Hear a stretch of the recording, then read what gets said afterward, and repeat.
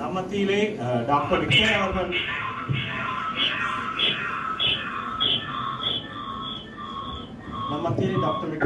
இருக்கிறார்கள்.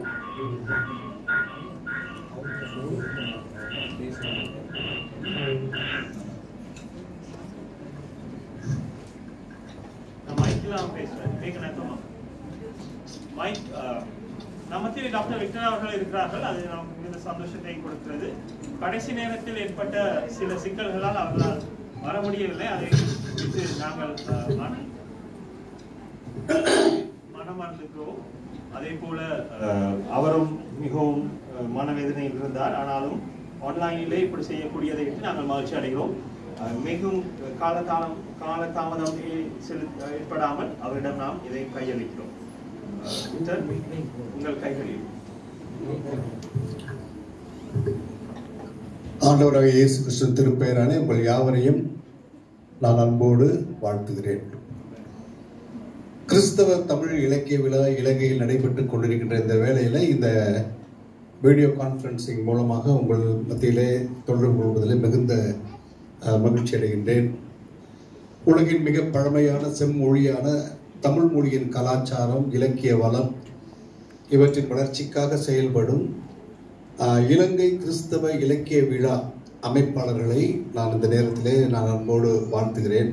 குறிப்பாக இதற்காக என்னை தொடர்பு கொண்டு இதில் கலந்து கொள்ள தொடர்ச்சியாக என்னை அன்போடு அழைத்த அன்பு சகோதரர் அல்ராய் அவர்களுக்கு என்னுடைய நன்றிகளையும் நான் வாழ்த்துக்களையும் தெரிவித்துக் கொள்கின்றேன். உலக நாடுகளிலிருந்து இந்த விழாவிலே கலந்து கொண்டு சிறப்பிக்க வந்திருக்கும் தமிழறிஞர்கள், பேராயர்கள், ஆய்வாளர்கள் மற்றும் நண்பர்கள் அனைவரையும் இந்த நேரத்திலே நான் அன்போடு வாழ்த்துகிறேன். உங்களை நேருக்கு நேர் நான் பார்க்க முடியவில்லை என்றாலும் இந்த நேரத்திலே இந்த வீடியோ மூலமாக உங்களை யாவரையும் நான் அன்போடு வாழ்த்தி வணங்குகிறேன். சிறப்பாக எங்களுடைய கீர்த்தனைகளுடைய வளர்ச்சிக்காக அதை ஆவணப்படுத்துகின்ற பணிக்காக இந்தியாவிலே செயல்பட்டு கொண்டிருக்கின்ற எங்களுடைய ஊழியமாகிய எக்ஸோடஸ் மியூசிக் மினிஸ்ட்ரியுடைய ஆலோசகர், எங்களுடைய வழிகாட்டியாக இருக்கின்றவர், தமிழ் பேரறிஞர், அனைவரும்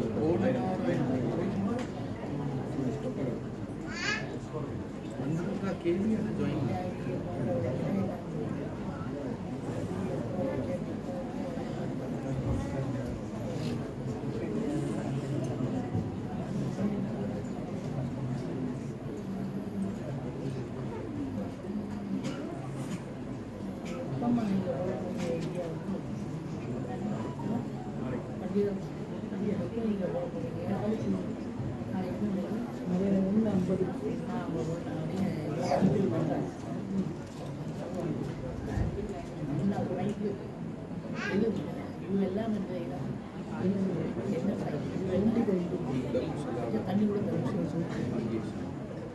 ஒரு மணிக்கு சொல்லுங்க காசு எவ்வளோ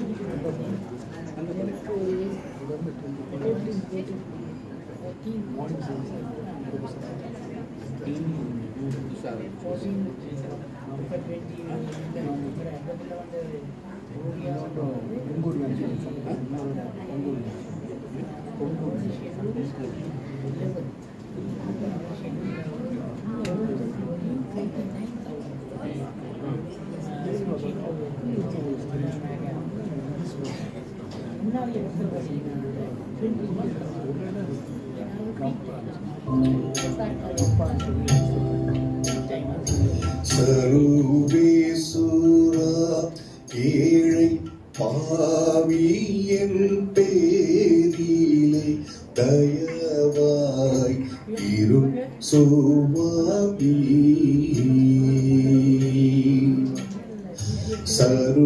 சர்வேசுரா ஏழை பாவியின் பேரிலே தயவாய் இரும் சுவாமி.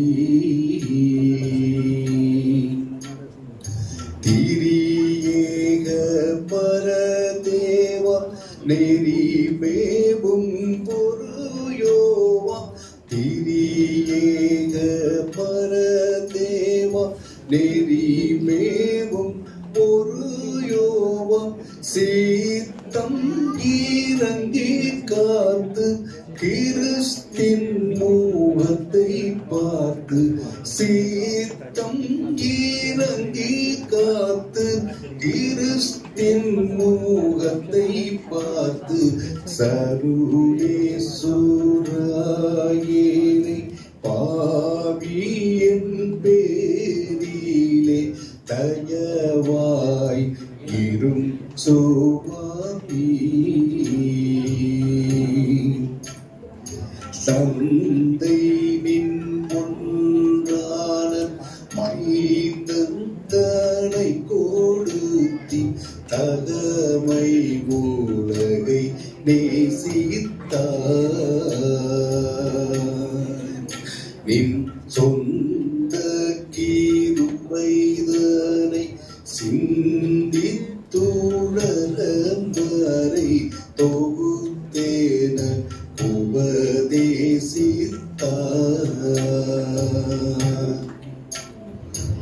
இந்த பெரிய நேசம் புந்தி கொழியதாக்கும். இந்த பெரிய நேசம் புந்தி கொழியதாக்கும். இந்த படியும் எண்ணில் பந்தம் அனைத்தும் போக்கும். சர்வேசுரா பாவியின் பேரிலே தயவாய் இரும் சுவாமி.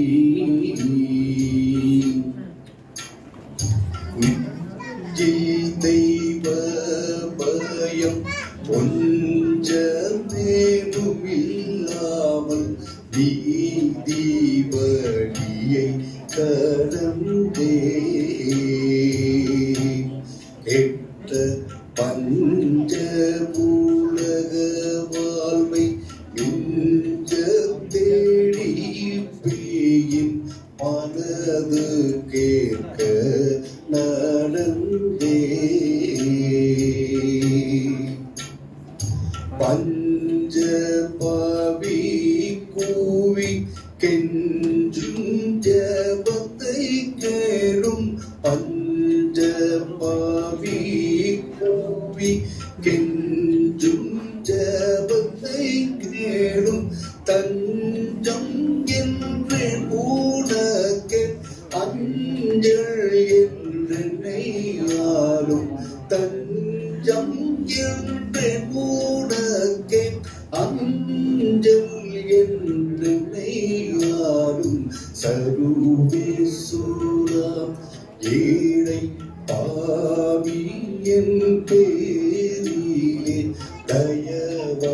இரும் சுவாமி சர்வேசுராயேனை பாவியின் பேரிலே தயவாய் இரும் சுவாமி.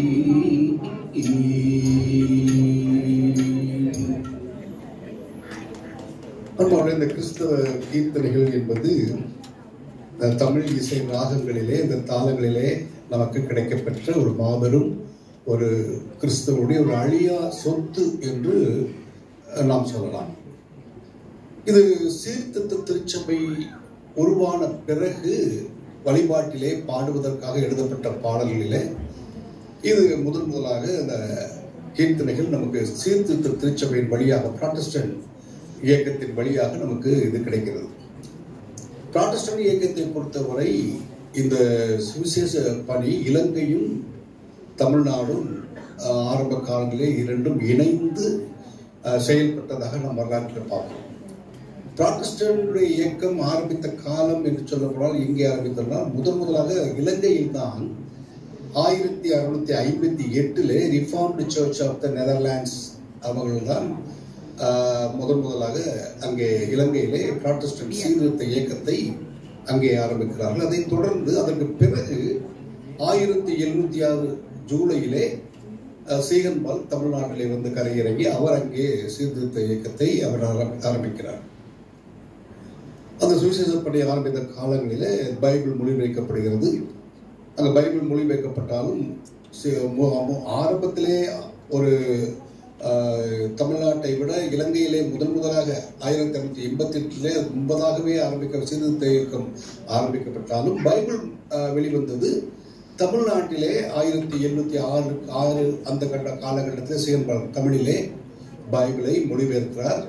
இலங்கையில 1800க்கு பிறகுதான் பைபிள் மொழிபெயர்ப்பு அங்கே நடந்திருக்கிறது என்று நாம் பார்க்கின்றோம். பாடல்கள் வழிபாட்டில் பாடக்கூடிய பாடல்கள் தமிழர்களாக நமக்கு கீர்த்தனைகள் இங்கேயும் அங்கேயும் நமக்கு இவைகள் ஒரு முக்கியமான ஒரு பாடலாக நமக்கு கொடுக்கப்பட்ட அநேக கவிஞர்கள் இதை ஏற்றி தந்திருக்கிறார். முதலாக சீகன்பால் அந்த வரலாற்றை நான் சொல்லாமல் இந்த அடுத்த பாடலை நான் பாட முடியாது. ஆகவே சீகன்பால் முதலாக அந்த தரங்கம்பாடியிலே ஒரு 8 அடிமை பிள்ளைகளை விலைக்கு வாங்கி அந்த அடிமை பிள்ளைகளுக்கு நல்ல உடை உடுத்தி அவர்கள் மூலமாக முதல் திருச்சபையை அங்கே ஆரம்பிக்கின்றார். தமிழ் மொழியை கற்று அவர் முதல் திருச்சபையிலே அங்கே அந்த தமிழ் மொழியில சபையை பாடுவதற்காக சிறிதாக கொஞ்சம் முன்னேற்றம் அடைந்து பாடல்களை பாடுவதற்காக எழுதுகிறார். பனை ஓலையிலே தமிழிலே முதலாக தமிழ் இசையிலே ஒரு 24 பாடல்களை அவர் எழுதுகிறார். அவர் செவிகளிலே அங்கு அருகாமையில் கேட்டிருக்கின்ற தேவாரம் மத்தளம் வைத்து வாசித்து பாடல்களெல்லாம் கேட்டு அதன் பாணியிலேயே அவர் அந்த பாடல்கள் எல்லாம் எழுதியிருக்கிறார். இது இன்று ஹாலே யூனிவர்சிட்டியிலே அந்த பனை ஓலைகள் இன்று இருக்கின்றது. அதற்கு பிறகு மொழிபெயர்ப்பு பாடல்கள் பாமாலைகள் அதற்கு பிறகாக வர ஆரம்பித்தன. ஆகவே இந்த முதலிலே இந்த ராகம் தாளம் பல்லவி என்கின்ற அந்த அமைப்பிலே கீர்த்தனைகள் யார் எழுதியது என்று சொன்னால் அது பிற்காலத்திலே அவருக்கு பின்பதாக வீரமா முனிவர் ஒரு ரோமன் கத்தோலிக்க துறவி அவர் தான் முதலாக இந்த ராகம் தாளம் பல்லவி என்கின்ற இந்த கீர்த்தனை அமைப்பிலே இந்த பாடல்களை அவர் நமக்கு தருகிறார். அந்த ராகம் தாளம் பல்லவி என்பது வடமொழி சொல்லாக இருக்கிறது. அது நமக்கு இப்ப சமீப காலத்திலே தமிழ் ஆர்வலர்கள் ராகம் இந்த தாளம் பல்லவி அனுப்பல்லவி சரணம் அதற்கு அவர்கள் என்ன சொல்கிறார்கள் எடுப்பு தொடுப்பு முடிப்பு என்று இப்பொழுது பெயர் கொடுத்திருக்கிறார்கள். பல்லவி அனுப்பல்லவி சரணம் இதற்கு அப்படி கொடுத்திருக்கிறார்கள். ஆக முதலாக ஒரு கீர்த்தனை வடிவத்திலே பாடல் நமக்கு கிடைத்திருக்கிறது என்ற கிறிஸ்தவ வரலாற்றிலே காலத்தால் மிகவும் முந்தையது என்பதனாலே வீரமாமுனிவருடைய பாடல் தான் நமக்கு முதல் எடுத்துக் கொள்ளப்பட்டிருக்கின்றது. அந்த பாடல் சீர்திருத்த திருச்சபையுடைய பாடல் புத்தகத்தில் கூட இடம்பெற்றிருக்கின்றது. ஜெகநாதா குருபரநாதா என்கின்ற ஒரு அழகான கீர்த்தனை. அவர் அந்த நாட்களிலே அவர் சுவிசேஷ பணி செய்த காலத்திலே இந்து சமய துறவிகளைப் போல அவர் உடை அணிந்து அங்கு பாத குரடு அணிந்து அவர் கமண்டலம் கையிலே ஏந்தி அந்த நாட்களிலே ஆண்டவரை பற்றி அவர் அறிவித்து வந்தார் என்று நமக்கு அந்த வரலாற்று குறிப்புகளிலே நாம் பார்க்கிறோம். ஆகவே அவர் எழுதிய ஒரு அற்புதமான பாடல் ஜெகநாதா குருபரநாதா என்று ஒரு அழகான கீர்த்தனை. அது சங்கராபரணம் ராகத்திலே ஆதி தாளத்திலே அமைந்திருக்கின்றது அந்த பாடல். அவர் அதனை முதல் பாடலில் அவர் சொல்கின்ற அவரை முற்காலம் ஆதி மைந்தர் மோச பிசாசு தந்திர மொய் கொண்டு கனியுண்ட பழியாலே நற்காலம் நீ தெரிந்து நவின்ற வண்ணம் பரிந்து நரதேவனாக வந்தாய் மொழியாலே என்று அந்த பாடல் வரிகளிலே ஆண்டவருடைய பிறப்பை பற்றி அவர் எதற்காக இந்த உலகத்திலே ஆண்டவர் அவதரித்தார் என்று மிக அழகான ஒரு தமிழ் செய்யுளாக தமிழ் பாடலாக நமக்கு கிடைத்திருக்கிறது. அந்த ஜெகநாதா குருபரநாதா என்கின்ற கீர்த்தனை சரியான ராகத்திலே இன்று நீங்கள் கேட்க வேண்டுகின்ற ஜெகநாதா சங்கராபுரம் ராகம் ஆதி தாளம். அந்த பாடலை நாம் இப்பொழுது கேட்கலாம்.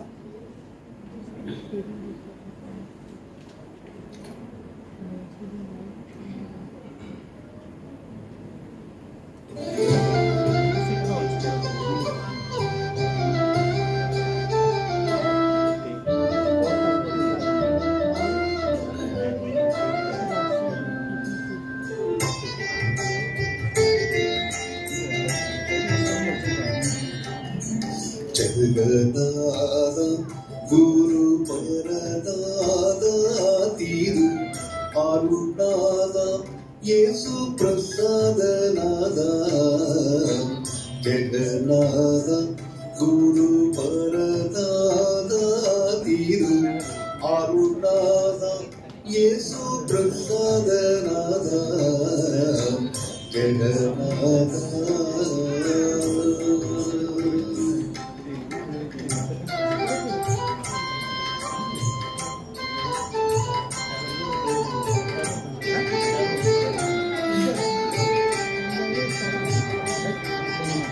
திகழூரும் காலம் புகழூரும் பாதம் திகழூரும் காலம் புகழூரும் பாதம் தீதரும் வேத போதம் தீதரும் வேத போதம். ஜெகநாதா குரு பரநாதா தீரு அருணாதா இயேசு பிரசாதநாதா. ஜெகநாதா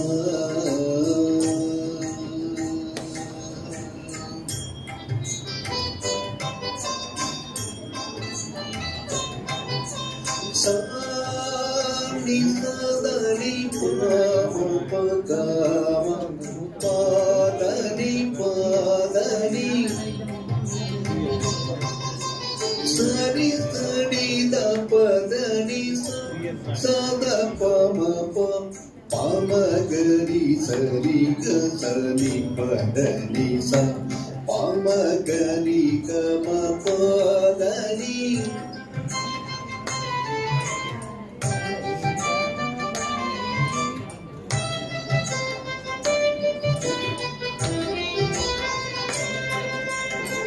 முக்காலம் மாதி வைந்த மோச பிசாசூதந்திர மொய் கொண்டு கனியுண்ட பழியாரோ.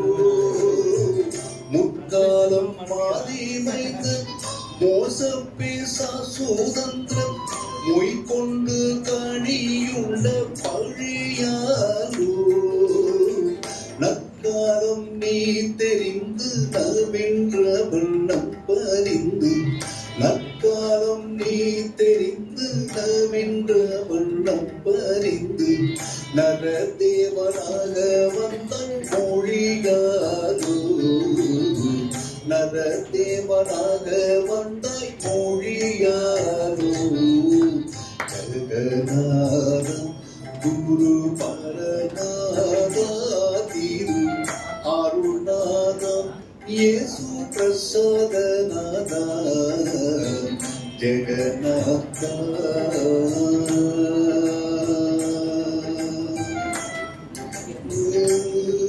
சுந்தரநாதா பிரசாதநாதா. ஜெகநாதா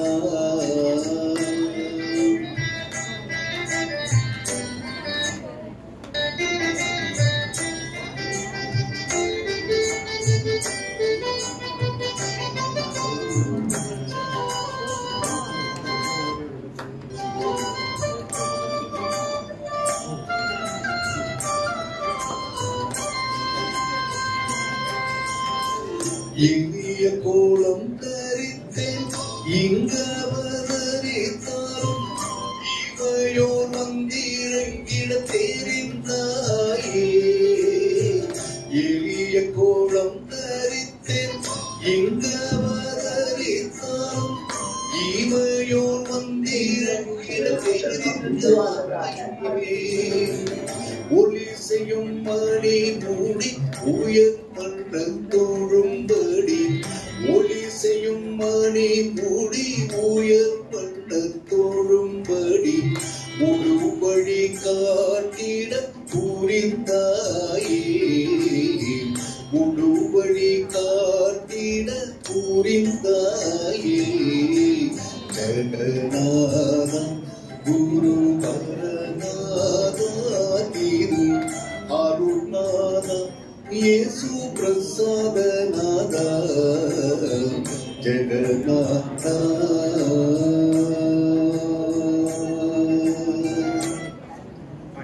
கீர்த்தனைகளுக்கு மேலே அந்த ராகங்களும் அந்த தாளங்களும் கொடுக்கப்பட்டிருக்கும். சரியான ராகத்திலே தாளத்திலே நாம் அவற்றை பாடினோம் என்றால் ஒவ்வொரு பாடலும் இவ்வளவு இனிமையாக இருக்கும் என்பதை நாம் அறிந்து கொள்ள வேண்டும். இவற்றிலிருந்து சரியான ராகத்தை எல்லாம் தொகுத்து அவற்றை ஆவணப்படுத்துகின்ற பணியைத்தான் நாங்களும் செய்து கொண்டிருக்கின்றோம். இந்த கீர்த்தனைகள் உருவான காலம் என்று சொல்லி பார்க்கும்போது கிட்டத்தட்ட ஒரு 300 ஆண்டுகளுக்கு முன்பதாக கீர்த்தனைகள் கவிஞர்கள் இப்படிப்பட்ட இலக்கிய வளம் கொண்ட நல்ல அற்புதமான பாடல்களை நமக்கு இறையியல் கருத்துக்களோடு நமக்கு எழுதி கொடுத்திருக்கிறார்கள். அதிலே நாம் பார்க்க வேண்டும் இந்த பாடல் உருவான காலங்கள் தமிழ்நாட்டிலே எப்படியாக இருந்தது என்பதை நாம் அறிந்து கொள்ள வேண்டும். அது ஒரு முக்கியமான பங்களிப்பை இந்த பாடல் மூலமாக நமக்கு செய்திருக்கிறது. இந்த பாடல்கள் கிறிஸ்தவ பாடல் என்பது வெறுமனே பாடல்கள் மட்டுமல்ல, அதில் சமூக நீதி இருக்கிறது, கலாச்சாரம், பண்பாடு, இவை எல்லாவற்றுமே நாம் இந்த தமிழர்களுடைய பண்பாட்டிலே கலாச்சாரம் எல்லாவற்றிலுமே இது கலந்திருக்கின்ற ஒரு பாடலாக நாங்கள் இதை பார்க்கிறோம். ஆக அந்த நாட்களிலே திருநெல்வேலி மாவட்டத்திலே 1852ஆம் ஆண்டுகளிலே இடையன்குடி என்கின்ற பகுதியிலே பிஷப் கால்டுவெல் அவர்கள் இறைப்பணியாற்றிக் கொண்டிருந்தார்கள். நமக்கு இன்று அவரை எப்படி தெரியும் என்றால் திராவிட மொழிகளின் ஒப்பிலக்கணம் என்கின்ற ஒரு அற்புதமான ஒரு நூலை தமிழுக்கு தந்தவர். அவர் இன்று தமிழ்நாட்டிலே மிகவும் போற்றப்படுகிறார். அவருக்கென்று சிலை வைக்கப்பட்டிருக்கிறது. அவருடைய நினைவு நாட்களை அரசு கொண்டாடி கொண்டிருக்கின்றது. அந்த அளவுக்கு நமக்கு அவர் மிக அற்புதமான ஒரு தமிழ் அறிஞர் பிஷப் கால்டுவெல் அவர்கள். அவர் இந்த இடையன்குடி என்கின்ற பகுதி இன்று நாம் சென்று பார்த்தால் அந்த இடம் முன்னேறி இருக்கின்றது. மிக அற்புதமான ஒரு ஆலயம், கிட்டத்தட்ட ஒரு 200 வருஷத்துக்கு 180-200 வருஷத்துக்கான பழமையான ஆலயத்தை நாம் இங்கே பார்க்கலாம். இடையன்குடி என்கின்ற ஊரில், அந்த ஊரில் அவர் பணியாற்றிக் கொண்டிருந்த காலத்திலே பல புத்தகங்கள் அவர் எழுதியிருக்கிறார். அதில் ஒரு நாட்குறிப்பு ஒன்றிலே ஒரு குறிப்பை நாம் பார்க்க முடியும். அந்த குறிப்பின் மூலமாக அந்த நாட்களிலே திருச்சபைகள் எப்படி இருந்தன என்பதை நாம் அறிந்து கொள்ள முடியும். அதிலே பார்க்கிறோம், அவர் எழுதியிருக்கிறார் அந்த நாட்குறிப்பில், எங்கள் திருச்சபையில 410 பேர் உறுப்பினர்களாக இருக்கிறார்கள். இந்த 410 பேரிலே 2 பேருக்குத்தான் எழுதவும் வாசிக்கவும் தெரிந்திருக்கிறது என்று எழுதி வைத்திருக்கிறார். நாம் சிந்தித்து பார்க்க வேண்டும். இன்று நாம் அனைவரும் எழுதவும் வாசிக்கவும் நன்றாக எல்லாவற்றையும் அறிந்தவர்களாக நாம் இருக்கிறோம். திருமறையை நம் கையிலே கொடுத்தால் நம்மால் அவற்றையும் புரிந்து கொள்ள முடியும். ஆனால் அந்த நாட்களிலே ஒரு திருச்சபை என்பது முழுவதும் கல்வி அறிவற்ற திருச்சபை. 2 பேருக்குத்தான் எழுதவும் வாசிக்கவும் தெரிந்திருக்கு என்று சொன்னால் அவர்கள் எப்படி திருமறையை அவர்கள் அறிந்து கொள்வார்கள்? கையிலே வேதத்தை கொடுத்தால் அவர்கள் எப்படி வாசித்து புரிந்து கொள்வார்கள்? ஆகவேதான் அந்த திருமறை கருத்துக்களை எப்படி அவர்கள் கொண்டு போய் சேர்ப்பது என்பது சிந்தித்ததன் விளைவுதான் இந்த திருமறை கருத்துக்கள் யாவற்றையும் பாடல்களாக எழுதி கொடுத்தார்கள். அதுதான் கீர்த்தனை.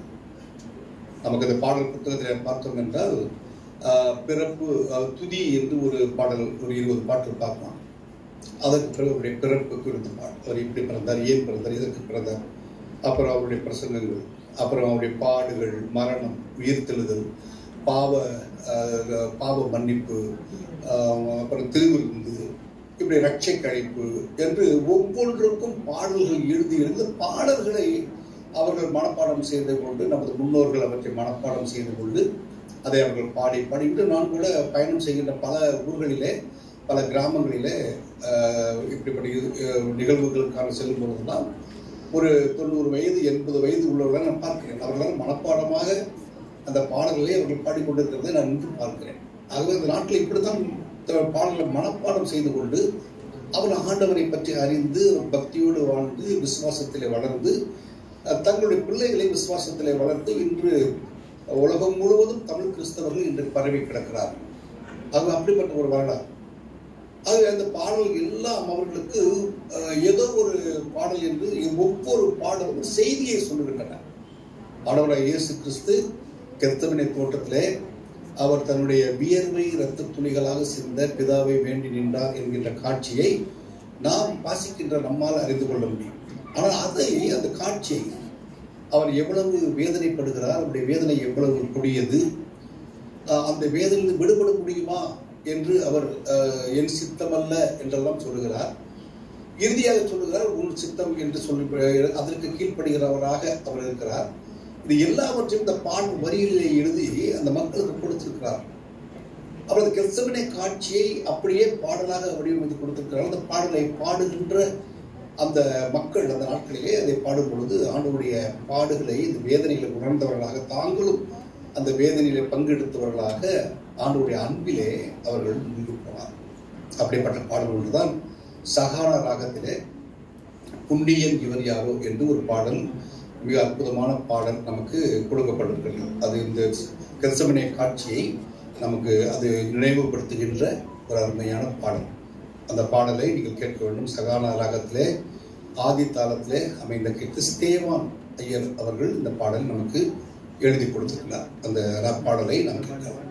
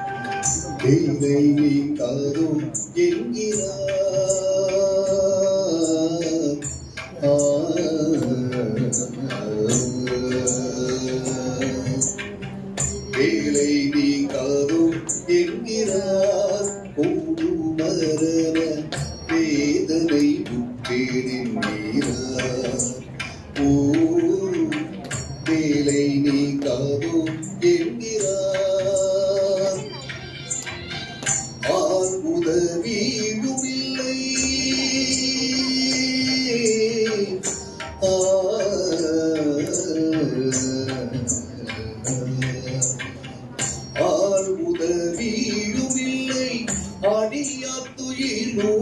என்றார் ஆள் உதவியும் இல்லை அடியார் துயிலுகின்றார் நீளும் தூய கடலில் நீந்தி தத்தரிக்கின்றார் நீளும் தூய கடலில் நீந்தி தத்தரிக்கின்றார் புண்ணியன் இவன் யாக்கோபின் துதிவிக்கும் புருஷன் சஞ்சலம் யாதும்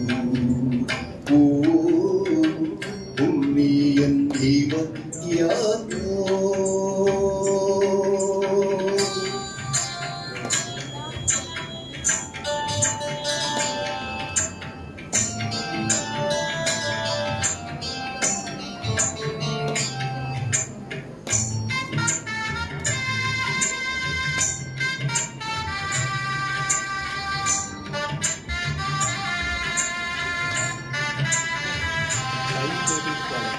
ஆத்திரம் நீக்கும் என்கிறார்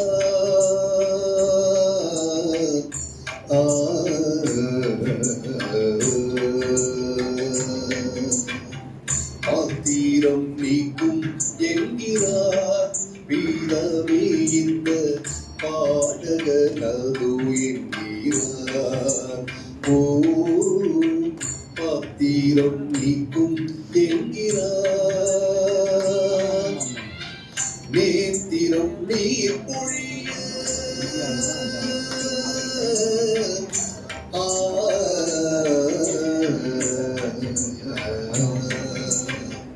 நேத்திரம் நீர் பொழிய நிமல மேனியுருத்தம் நேத்திரம் நீர் பொழிய நிமல மேனியுருத்தம் நீற்றுமையாக நிலத்தில் சுட்ட மன்றாடும் நீற்றுமையாக நிலத்தில் சுட்ட மன்றாடும் புண்ணியன் இவன் யாதோவிக்கும் புருஷன் சஞ்சலம் யாதோ புண்ணியன் இவன் யாதோ.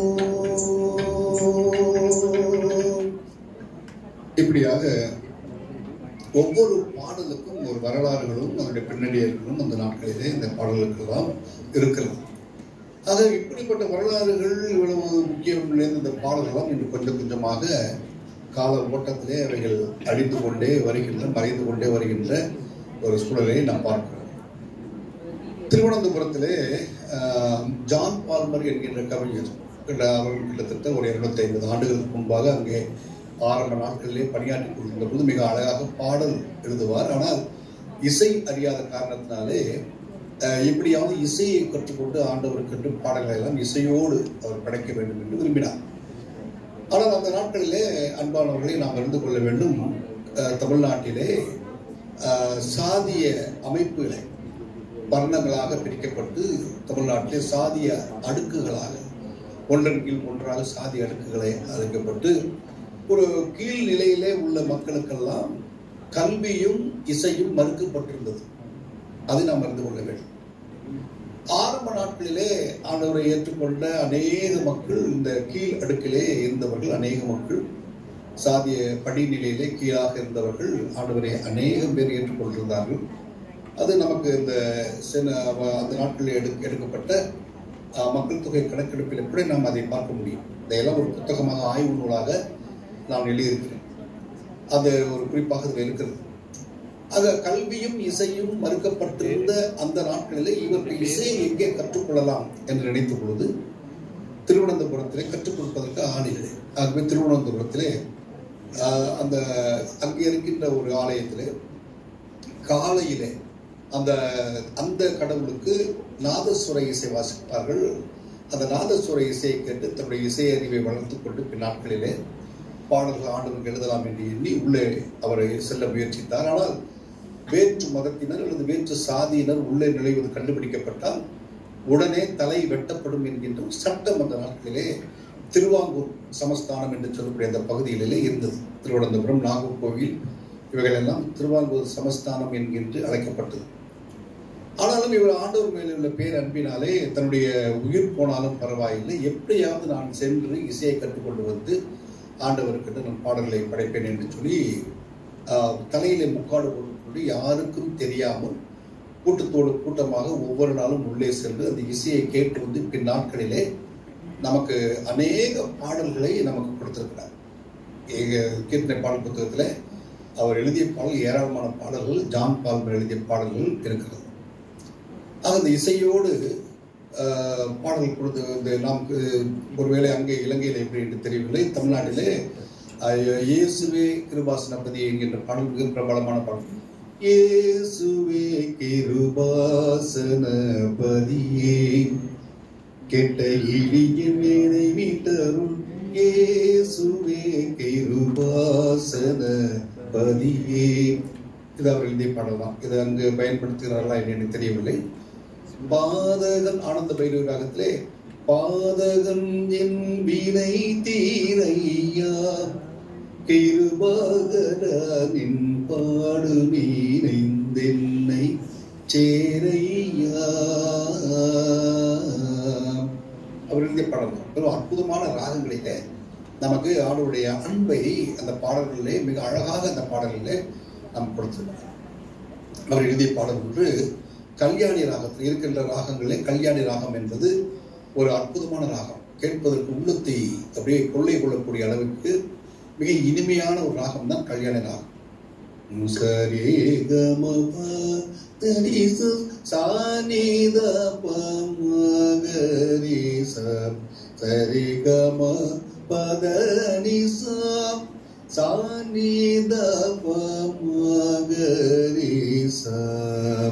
இந்த கல்யாணி ராகத்துல சிறப்பு, அருமையான சிறப்பு மத்தியமும் இரண்டாவது ஸ்தானத்திலே மா 2 என்று சொல்வார்கள். பிரதி மத்தியமம் என்கின்ற ஒரு அற்புதமான ஒரு ராகத்தில் அமைந்து ஒரு அழகான கீர்த்தனை அவர் நமக்கு தந்திருக்கிறார்.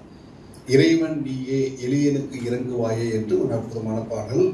அந்த பாடலை நீங்கள் கேட்க வேண்டும் என்று நான் விரும்புகின்றேன். அதை கல்யாண அந்த பாடலை நான்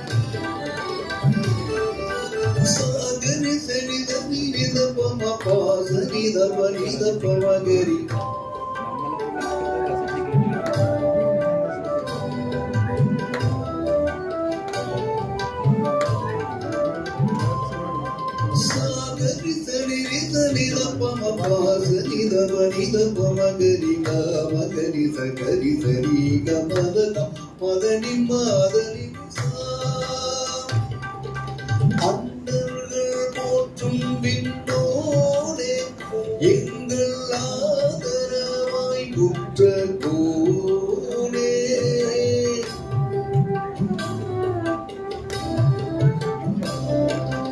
அண்டர்கள் போற்றும் விண்ணோனே எங்கள் ஆதரவாய் உற்ற கோனே நல்ல தொண்டர்களுக்கருள் புரியும் நண்பர தொண்டர்களுக்கருள் புரியும் நண்பர தூயா அன்பேயாயின்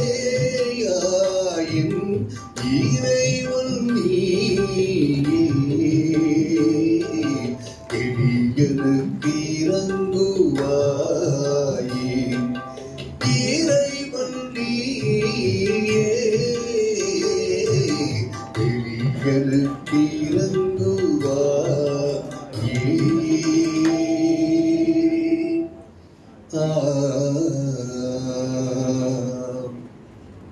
இசையை கற்றுக்கொள்ள முடியாத ஒருவர் இசையை இப்படி ஒரு மறைந்திருந்து கற்று வந்து நமக்கு இவ்வளவு ஒரு அற்புதமான ஒரு ராகத்திலே இந்த பாடலை நம் கொடுத்திருக்கிறார்.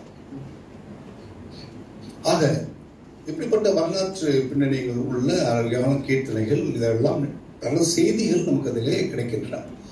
இப்படி நம்ம பேசிக்கொண்டிருக்கின்ற வேளையில அது அடுத்தடுத்த நிகழ்வுகள் இந்த விழாவில் இருக்கும். ஆகவே எனக்கு அந்த நேரம் தெரியவில்லை. ஆகவே விழா அமைப்பாளர்கள் ஏதாவது இந்த நேரத்தில் முடிக்க வேண்டும் என்று நீங்கள் விரும்பும் பொழுது நீங்கள் அதை டெக்ஸ்ட் பண்ணினா நாங்கள் அதுக்கு தகுந்த மாதிரி இந்த நிகழ்வை நான் முடிவுக்கு கொண்டு வந்திருக்கேன். ஆகவே நீங்கள் எப்போ முடிக்கணும் என்பதை நீங்கள் தயவு செய்து அதை கமெண்ட்டில் நீங்கள் டைப் பண்ணிங்கன்னா நாங்கள் அதை புரிந்து கொள்கின்றேன். அதுக்கு தகுந்த மாதிரியாக நான் இந்த நிகழ்விலே நான் அதை நிகழ்ச்சி நடத்துகின்றேன். இரண்டாவதாக நாம் அடுத்த ஒரு பாடலை பார்க்கும் பொழுது அந்த பாடலுக்கு முன்பதாக இது ஒரு அற்புதமான ஒரு பாடல். இது நமக்கு பார்க்கும் பொழுது இந்த பாடல் யார் எழுதியது என்று சொல்லும் முன்பதாக ஒரு செய்தியை நான் சொல்ல வேண்டியிருக்கிறது. ஒரு அந்த நாட்களிலே அப்பா பேர் சங்கரனைனார், அம்மா பேர் தெய்வநாயகி. அவர் ஒரு தீவிர வைஷ்ணவ பக்தராக இருந்தார். இந்த பாடலை எழுதியவர் இவர். நமக்கெல்லாம் அந்த நாட்களிலே இவர் ராமாயணம், நாலாயிர திவ்ய பிரபந்தம் இவர்களையெல்லாம் கதா காலட்சேபமாக செய்து கொண்டிருந்த ஒரு மனிதர், நன்கு கல்வி கற்றவர். திருநெல்வேலியிலே அவர் வசித்து வந்த நாட்களிலே ஒரு வைஷ்ணவ பக்தராக, நாமெல்லாம் எப்படி ஆண்டவர் இயேசு கிறிஸ்துவை பக்தராக சிலுவையை கழுத்திலே போட்டுக் கொள்கின்றோமோ அடையாளமாக, அது மாதிரி விஷ்ணுவின் சங்கு சக்கரத்தை முத்திரையாக தன் தோளிலே பதித்துக் கொண்டவர் என்று அவரை பற்றி கூறுவார். அந்த அளவுக்கு விஷ்ணுவின் பக்தராக அவர் இருந்தவர். அதுக்கு அந்த இவர் வாழ்ந்த நாட்களிலே கிறிஸ்தவம் திருநெல்வேலியிலே பரவிக்கொண்டிருந்த காலத்திலே அநேக மக்கள் ஆண்டவரை ஏற்றுக்கொண்டு ஆலயத்துக்கு செல்லும் பொழுதெல்லாம் மிகுந்த மகிழ்ச்சியோடு அந்த திருமறை பைபிளையும் அந்த பாடல் புத்தகம் எடுத்துக்கொண்டு ஆலயத்துக்கு செல்வார்கள். அப்போ இந்த கிறிஸ்தவர்களை துன்புறுத்துவதற்காக அந்த நாட்டிலே ஒரு சங்கம் ஒன்று சென்னையிலே உருவாகி அது இவருடைய கிளை திருநெல்வேலி பகுதியில் இருந்தது. அதற்கு பெயர் விபூதி சங்கம் என்று பெயர். அவருடைய பணி என்னவென்றால் அந்த விபூதி சங்கத்தில் உள்ளவர்கள் என்ன உறுதிமொழி எடுத்துக் கொண்டிருந்தார்கள் என்றால், கிறிஸ்தவர்களை இன்னும் கிறிஸ்தவம் பரவ விடாமல் தடுக்க வேண்டும், கிறிஸ்தவர்கள் அதிகமாக மாறாமல் பார்த்துக் கொள்ள வேண்டும் என்பதுதான் அவர்களுடைய விபூதி சங்கத்தினுடைய குறிப்பு. அதில் உறுதிமொழி ஏற்றுக்கொண்டு இருந்தவர்கள். அவர்கள் அந்த நாட்டில் ஆலயத்துக்கு செல்லுகின்ற புதிதாக வந்த கிறிஸ்தவர்களை வழிமறித்து அவர்களை அடித்து அவர்கள் நெத்தியிலே விபூதியை பூசுகின்ற ஒரு வழக்கம், அதுதான் விபூதி சங்கம். ஆகவே அப்படிப்பட்ட ஒரு சங்கத்தில் இவர் தொடர்புடையவராக இருந்தார் என்று அந்த வரலாற்று குறிப்பிலே பார்க்கிறோம். கிறிஸ்தவனை துன்புறுத்துகின்ற ஒருவராக இவர் இருந்தார். அப்பொழுது இவருடைய குறிப்பு அவருடைய சொந்த நாட்குறிப்பிலே அவருடைய குறிப்பிலே எழுதி பார்க்கும் பொழுது இந்த வேதத்தை இவ்வளவு நேசித்தார்கள் இந்த கிறிஸ்தவர்கள். இந்த வேதத்தில் இருந்த ஏனென்றால் அந்த நாட்களிலே வேதத்தை எல்லோரும் கற்றுக்கொள்ள முடியாது. ஆகவே இந்த வேதத்தை தமிழிலே மொழிபெயர்த்து நம் கையிலே கொடுத்ததினாலே எங்கள் தமிழ்நாட்டிலே கிறிஸ்தவர்களுக்கு பழைய வேதக்காரர்கள் என்று பெயர். அவர் குடியிருக்கிற தெருவுக்கு பேர் வேதக்கார தெரு என்று சொல்வார்கள். ஆக அப்படிப்பட்ட வேதத்தை என்னதான் இருக்கிறது, இந்த பைபிள்ல என்னதான் இருக்கிறது, நான் மிகுந்த கல்வி கற்றவனாக இருக்கிறேன். நான் அதை படித்து இன்னும் அதிகமாக இதை ஆராய்ந்து அதோட குற்றம் குறைகளும் கண்டுபிடித்து நான் இன்னும் அவர்களுக்கு நான் துன்பம் கொடுப்பேன் என்று அவர் அதை படித்தார். அதை படித்து ஆரம்பத்திற்கு ஒரு இரவிலேயே அவர் ஆதியாகமத்திலிருந்து யாத்ராகம் வரை அவர் படித்துக் கொண்டிருந்த பொழுது அவர் உள்ளத்திலே ஒரு ஒளி பிறந்தது. அவர் கால்கள் முழங்காலிட்டன. அவர் ஆண்டவரை ஏற்றுக்கொண்டார் என்று அவர் தன்னுடைய குறிப்பிலே அவர் எழுதி வைத்திருக்கிறார். கிறிஸ்துவின் பக்தனாக மாறிப்போனார். அவர்தான் ஹென்றி ஆர் கிருஷ்ணபிள்ளை என்கின்றவர்.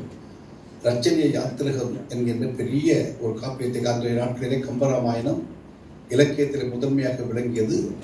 ஆகவே நமது ஆண்டவருக்கு அதை போல ஒரு காப்பியத்தை படைக்க வேண்டும் என்று சொல்லிதான் அவர் ரட்சணிய யாத்திரிகம் என்கின்ற ஒரு அற்புதமான ஒரு காவியத்தை நமக்கு அவர் எழுதி கொடுத்திருக்கார். தமிழ்நாட்டு ஹென்றி ஆர் கிருஷ்ணபிள்ளை என்கின்ற அந்த கவிஞர். அவர் எழுதிய பாடல் ஒன்று மிக சிறப்பாக அனைவராலும் பாராட்டப்படுகின்ற ஒரு கீர்த்தனை 4000 திவ்ய பிரபந்தம்.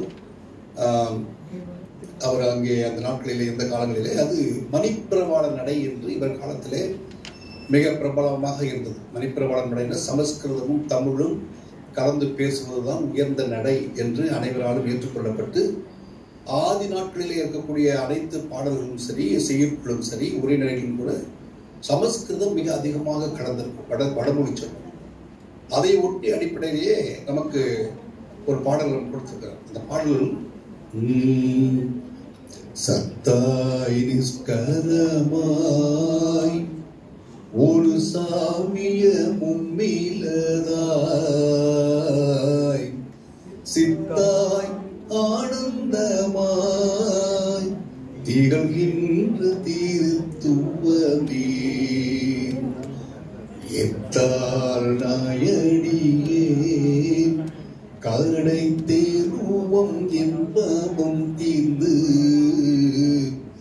அத்தா உன்னை எல்லாம் எனக்கா துணையா புறவே.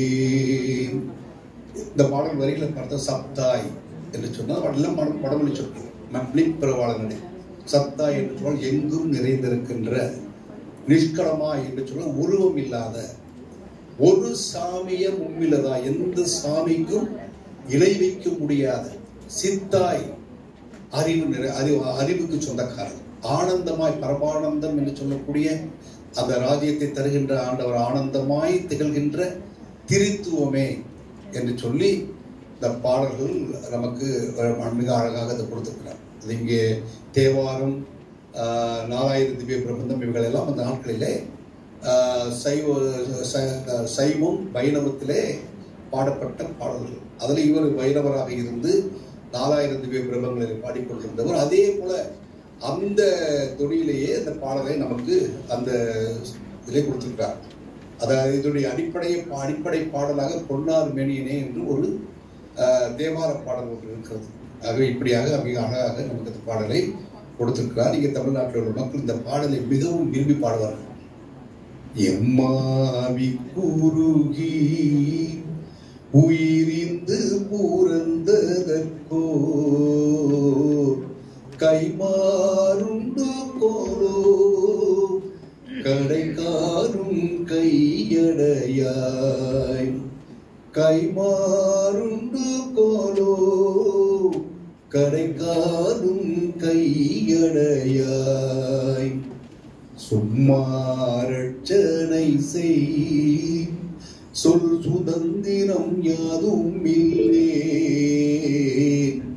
அம்மான் உன்னை அல்லால் எனக்கா துணை யாருறவே அம்மான் உன்னை அல்லால் எனக்கா துணை யாருறவே.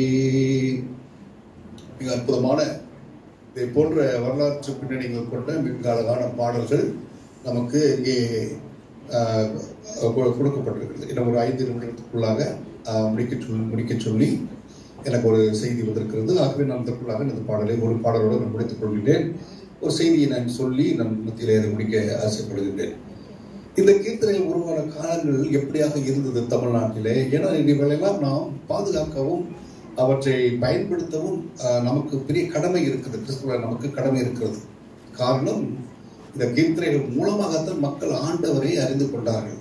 ஆகவே இதில் உள்ள தமிழ் இலக்கியம், இதில் உள்ள தமிழ் இசை, இவை எல்லாவற்றையும் உள்ளடக்கியதாக இருக்கக்கூடிய இந்த இறையில் யாவற்றையும் அடக்கியிருக்கக்கூடிய இந்த கீர்த்தனைகள் இன்றைக்கு தமிழுக்கு பெருமை சேர்க்கின்ற ஒரு காரியமாக இருக்கிறது. அது இன்னும் அதிகமான ஆய்வுகள் மேற்கொள்ளப்பட வேண்டும். அநேகர் இதிலே பல செய்திகளை அவர்கள் உலகத்துக்கு கொண்டு வர வேண்டும். உலகத்துக்கு அடுத்த தலைமுறைக்கு இவற்றை கொண்டு போய் சேர்க்க வேண்டும். இதில் முதலாக இந்த கீர்த்தனைகள் ஆரம்ப காலத்திலே வழிபாட்டிலே பாட அனுமதிக்கப்படவில்லை. காரணம், இந்த ராகங்கள் எல்லாம் எங்கள் தெய்வங்களுக்கு சொந்தமானவை. எங்கள் தெய்வங்களுக்கு சொந்தமான இந்த ராகத்தை நீங்கள் கிறிஸ்தவனாகி நீங்கள் எப்படி பாடலாம் என்றெல்லாம் சொல்லியெல்லாம் ஒரு எதிர்ப்பு தெரிவித்த காலங்கள் உண்டு. முதலாக மதுரையிலே இன்று நாம் வந்து பார்த்தீர்கள் என்றால் வெப் சர்ச் என்று ஒரு சர்ச், அவர் பேரிலே ஒரு ஆலயம் இருக்கிறது. அந்த ஆலயத்திலே எட்வர்ட் வெப் என்கின்றவர் மிஷனரியாக அவர் பணியாற்றினார். அவர்தான் இந்த தமிழ் ஆர்வலராக இருந்தவர். அவர் தமிழ் பாடல் அதில் ஈர்க்கப்பட்டவராக இந்த வழிபாட்டில் இந்த பாடல்கள்லாம் பாட வேண்டும் என்று அவர் முயன்று அவர் செய்த காரியம், ஒரு 45 பாடல்களை முதலாக கீர்த்தனை பாடல்களை, தமிழ் பாடல்களை எழுதி அவர் இந்த வழிபாட்டில் முதல் கீர்த்தனை பாடல் புத்தகமாக வெளியிட்டார். அப்பொழுது பெரிய ஒரு வரலாற்று செய்தி ஒன்று மதுரையிலே வெளியிட்டார்கள். மதுரையிலே ஒரு வரலாற்று செய்தி குறிப்பு ஒன்று நமக்கு கிடைக்கிறது. அது என்னவென்றால், மதுரையில் இருக்கின்ற மற்ற சமய கோயில் இருக்கின்ற மற்ற பட்டர்கள், சாஸ்திரியர்கள் எல்லாம் ஒன்று சேர்ந்து திரண்டு வந்து, இந்த ராகங்கள் எல்லாம் நீங்கள் பாடக்கூடாது, இதெல்லாம் எங்களுக்கு சொந்தமானது, நீங்கள் எப்படி பாடலாம் என்று சொல்லி எதிர்ப்பு தெரிவித்து அந்த பாடல் புத்தகத்தை கொண்டு போய் மதுரையில ஒரு குறிப்பிட்ட இடத்திலே வைத்து விளக்கு தூங்குகின்ற பகுதியில் வைத்து எரித்தார்கள் என்று நமக்கு ஒரு செய்தி கிடைக்கிறது. அவ்வளவு எதிர்ப்புகளெல்லாம் இருந்தது அந்த நாட்களில் இந்த பாடலும். அதையெல்லாம் மீறி இன்றைக்கு கொஞ்சம் கொஞ்சமாக வளர்ந்து கொண்டு இவ்வளவு பாடல்கள் மூலமாக ஆண்டவரை அறிவித்திருக்கிறார்கள். இன்று அவைகள் மறைந்து கொண்டிருக்கின்றன, அவற்றை நாம் பாதுகாக்க வேண்டும். ஆகவே இந்த பாடல் மூலமாக உலகுக்கு சொன்ன செய்திகள் ஏராளம். கிறிஸ்தவ மக்கள் அநேகர் அறிந்து கொண்டார்கள். அதில் எப்படியாக அறிந்து கொண்டார்கள் என்று சொன்னால், அந்த இவர் இந்த கிறிஸ்தவம் அந்த வளர்ந்த காலங்களிலே எப்படியாக இருந்ததுன்னு 33 கோடி தேவர்கள், 44,000 ரிஷிகள், இவர்கள் தான் கடவுள் என்று சொல்லி பல புராணங்களை எழுதி வைத்து அதன் மூலமாக ஆண்டவரை அவர்கள் அறிவித்துக் கொண்ட நேரத்திலே உனக்கு நிகரான தெய்வம் யாரும் இல்லை என்று சொல்லி, ஆண்டவர் இயேசு கிறிஸ்துக்கு நிகரான தெய்வம் எதுவும் இல்லை என்று சொல்லி, இவரே பெருமான் என்றெல்லாம் சொல்லி பாடல. அவர் எப்படிப்பட்டவர்? அவர் குருடர்களுக்கு உதவுகின்ற விழியாம், பாவ கர்ம இருளை நீக்கின்ற ஒளியாம், அவர் பல பிடி தீர்க்கின்ற பரிகாரி, இதெல்லாம் சொல்லி இந்த பாடல் வரிகளிலே இந்த பாடலை கொடுத்திருக்கிறார். இந்த பாடலாம் கேட்டு இந்த பாடல்களை அவர்கள் பாடி அவர் விசுவாசத்திலே வளர்ந்தார்கள். தமிழ் அந்த நாட்களிலே அறியாத படிக்காத மக்களுக்கு தமிழை கற்றுக் கொடுத்தது, தமிழ் வார்த்தைகளை எல்லாம் அறிமுகப்படுத்தியது இந்த கீர்த்தனைகள். அந்த ஒரு செய்தியோடு நான் முடிக்கிறேன். அதில் அந்த வரலாற்று குறிப்பில் பார்க்கிறோம், ஆரம்ப நாட்களில் மொழிபெயர்ப்பு பாடல்களே 9,000 புதிய சொற்கள் நமக்கு கிடைத்திருக்கின்றன அந்த பாடல்கள் மூலமாக என்று எழுதி வைத்திருக்கிறார்கள். அதே போல கீர்த்தனைகள் மூலமாக அன்றைய காலத்து மக்களுக்கு அநேக சொற்கள் அறிமுகப்படுத்தப்பட்டன. ஆக இந்த தமிழ் மொழி வளர்ச்சிக்கு இது இந்த பாடல்கள் மிகுந்த நாட்களில் கல்வி வளர்ச்சிக்கும் இது மிகுந்த கல்வி மறுக்கப்பட்ட அந்த நாட்களிலே எங்கள் பிள்ளைகளும் இந்த கல்வியை, பாடல்களை, அவர்கள் இந்த சொற்களை அறிந்து கொள்வார்கள். எங்கள் பிள்ளைகளும் நீங்கள் எதெல்லாம் கற்றுக்கொள்ளக்கூடாது என்று சொல்லி ஒதுக்கி வைத்திருக்க அந்த ராகத்தை எங்கள் பிள்ளைகளுக்கும் நாங்கள் கொடுப்போம் என்று சொல்லிதான் நமக்கு மறுக்கப்பட்டிருந்த கல்யாணி ராகம், ஆனந்த பைரவி ராகம், செஞ்சுருடைய ராகம், இன்னும் அநேக ராகங்கள், இவை எல்லாவற்றையும் இந்த பாடல் மூலமாக நமது மக்களுக்கு அறிமுகப்படுத்தினார்கள் என்பதை நாம் அறிந்து கொள்ள வேண்டும். ஆகவே பெகாக் என்கின்ற ராகத்திலே ஒரு பாடல், இவரே பெருமான் என்கின்ற ஒரு கீர்த்தனையை நாம் இப்பொழுது கேட்கலாம்.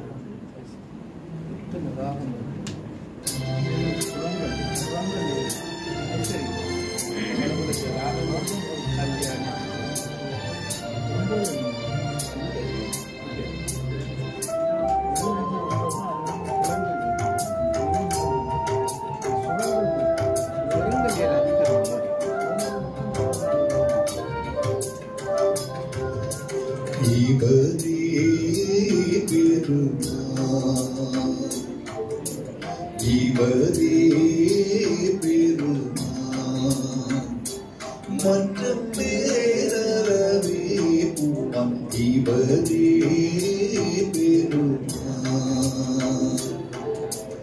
இவரே பெருமாள்.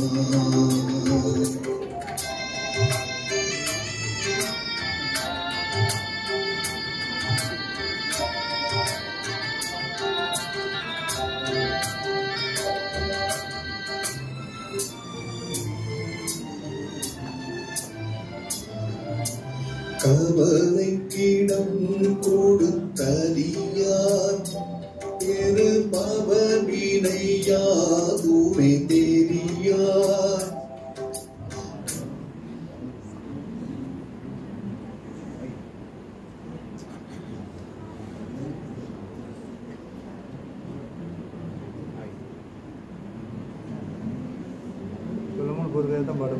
கூறியார் இவரே பெருமாள்.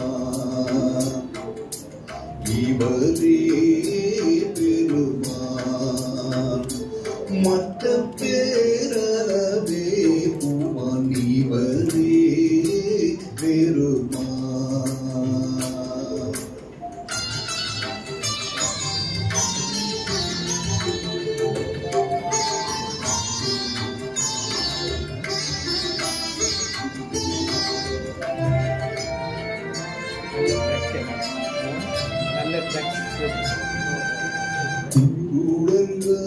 உணவும் பிடியாம் பாவக்கருமையிருளை நீக்கும் ஒளியாம்.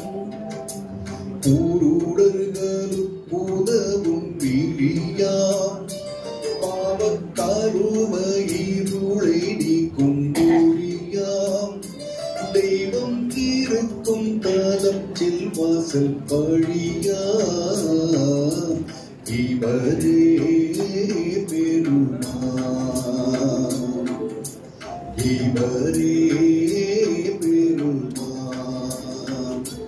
மற்ற பேரளவே பூமான் இவரே பெருமாள்.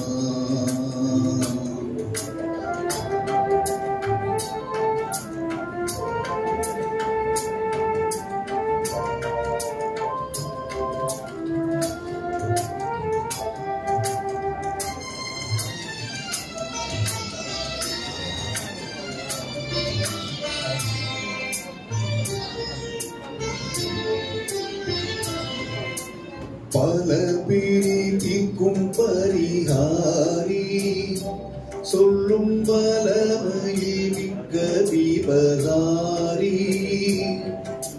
பல பிரிக்கும் பரிகாரி சொல்லும் பலமையை மிக்க விபகாரி. ஏன் குலத்துக்கும் நல்ல உபகாரி. இவரே பெருமாள். இவரே பெருமாள். மற்ற பேரளவே பூமான் இவரே பெருமாள். அன்பானவர்களே, உங்கள் யாவருக்கும் என் அன்பின் வாழ்த்துக்களை நான் தெரிவித்துக் கொள்கின்றேன்.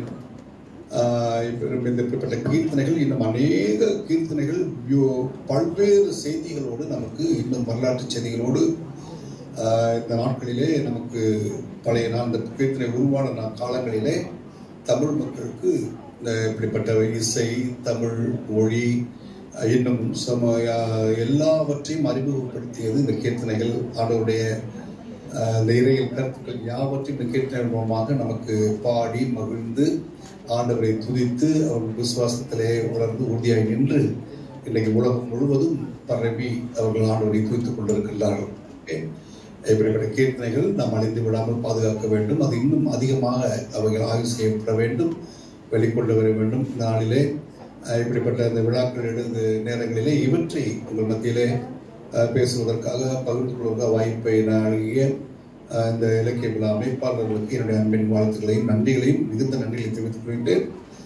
இவ்வளவு நேரம் பொறுமையாக இருந்து இது நேரடியாக எப்படி அந்த காணொலியிலே அது எப்படி இருந்திருக்கும் எனக்கு தெரியவில்லை. இசை சரியாக இருந்திருக்கிறதா எப்படியாக தெரியவில்லை. பட் இருந்தாலும் கர்த்தருடைய சித்தம். ஆகவே இந்த நாளிலே உங்கள் மத்தியில் கலந்து கொள்வது மிகுந்த மகிழ்ச்சி அடைகிறேன். யாவற்றையும் மீண்டும் ஒரு முறை நான் உங்கள் யாவருக்கும் நன்றியும் வாழ்த்துக்களையும் தெரிவித்து நான் விடைபெறுகின்றேன். கர்த்தருக்கு சித்தமான ஒரு முறை நன்றி செய்கிறேன்.